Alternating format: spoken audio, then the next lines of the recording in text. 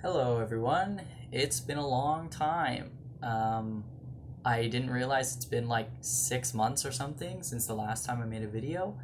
Time has just kind of slipped away. I've been so busy, and I'm making a video now because Phalloplasty stage 1 is fast approaching for me. I don't want to say specifically when my date is because I don't know. I don't need people knowing where I am and at what time.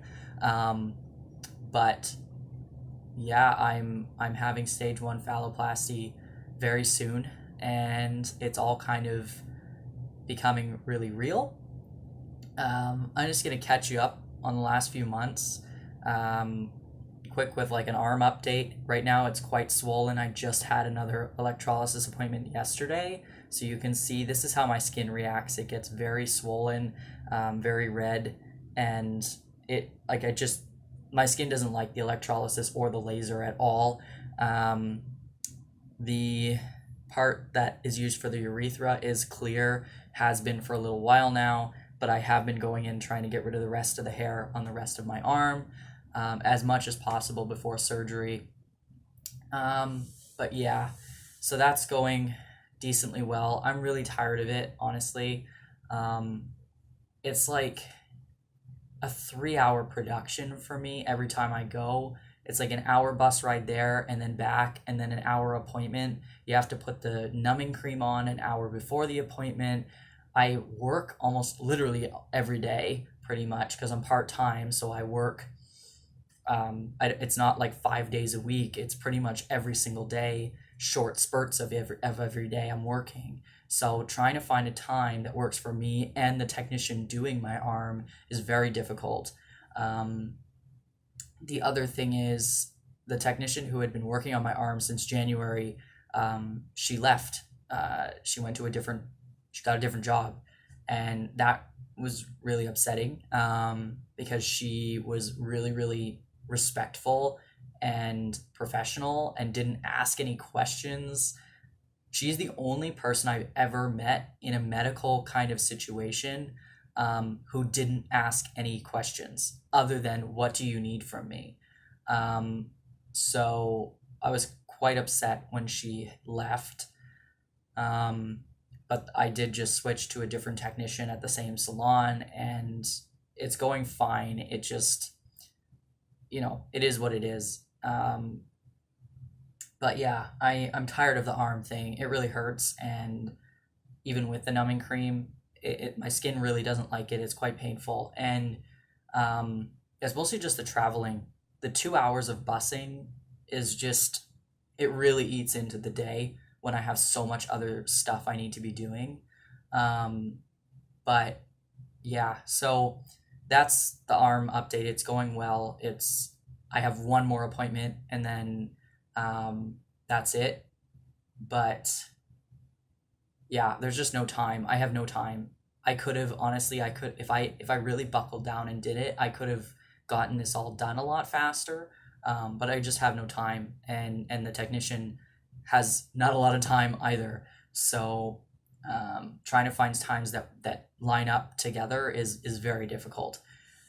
Um, Other than that, like I'm in the home stretch now. I'm getting all the last minute paperwork and stuff done. I'm um, just kind of scrambling to try and find a bunch of medical like equipment, gauze, and things like that to make sure I have it here for when I get back home.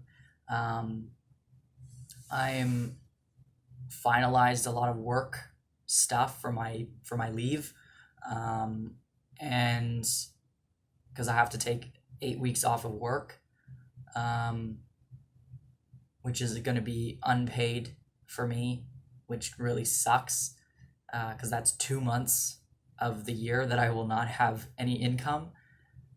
But I'm like, it is what it is. I really love my job, so this is going to be very difficult for me trying to take time off work because I love my job. I really, really love it. I love being at work. I love the people at work. I love the people I work with, the people in the community that I get to see every day.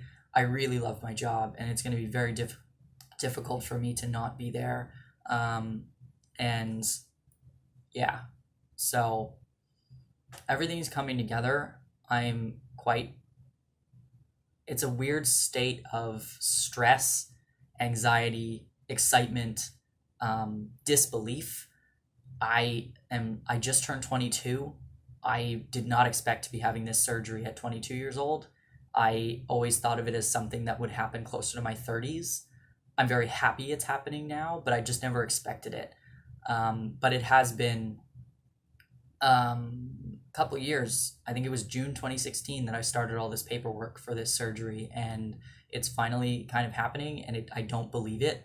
And part of me is like trying not to get my hopes up until I have woken up from surgery and seen that stage 1 has happened, because I'm paranoid that something's going to happen, that all of a sudden I'm going to get a call and be like, sorry, no, you have no funding, or whatever. Speaking of that, I did have to renew my OHIP coverage. I'm in Ontario. Our health insurance covers this surgery, but you have to apply for it. And when you get the approval, it only lasts 2 years. And mine was expiring in December of this year. So in order to solidify my date, I had to renew the funding, because even if I had the first stage of surgery within my 2-year limit before December, I still have 3 other surgeries. And therefore, if I didn't have coverage to cover those, then they wouldn't do the first one. So anyway, I had to renew the coverage, and I completely had it in my head that I was going to get denied. And I knew since January, when I went for my consultation, that I had to renew this funding at the end of this year. And so literally all year, it has been weighing down on me that I had to renew it, and I was paranoid that it wasn't going to get approved. And so finally in September, we put through the renewal. My endocrinologist is the head doctor on those OHIP forms. So he put through the renewal of funding, and I had to wait a few weeks. And anytime the mail came, I was having a panic attack. I thought it was going to be in the mail that day, and it was going to tell me, no, you can't have surgery. Finally, it came. I opened it, read the first line, which was like, this is going to replace the previous letter stating that the above mentioned person has OHIP approval for phalloplasty or whatever. I read the first line and I completely had a meltdown. All of that weight that had been on me for like 9 months just completely crashed, and I just lost it. I didn't really realize how much I need this surgery until that moment. I have bottom dysphoria, but I've managed to numb myself to it and ignore it because I don't want to get my hopes up. But that moment really solidified for me that this has to happen. This surgery is not like I'm not doing this lightly. I really do need this, and it's going to be a hell of a recovery, and it's not going to be fun. But that moment of, I thought it was going to be taken away from me, and then it wasn't, just all of that emotion really, really showed me that this has to happen, and it is supposed to happen now. And you know, I am excited, but yeah,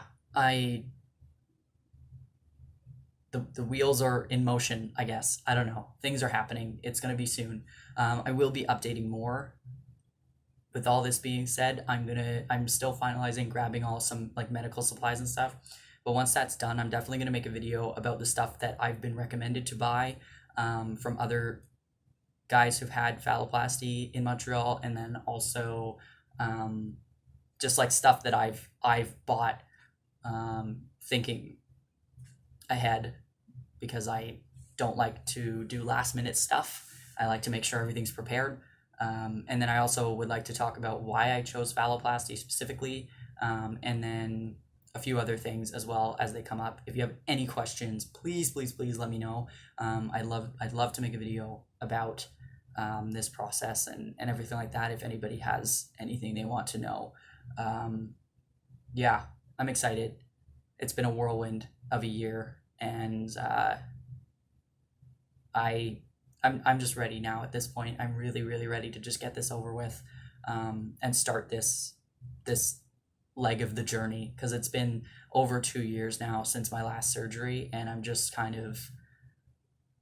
ready for the next one at this point, and I really want to get this started. So thank you for watching.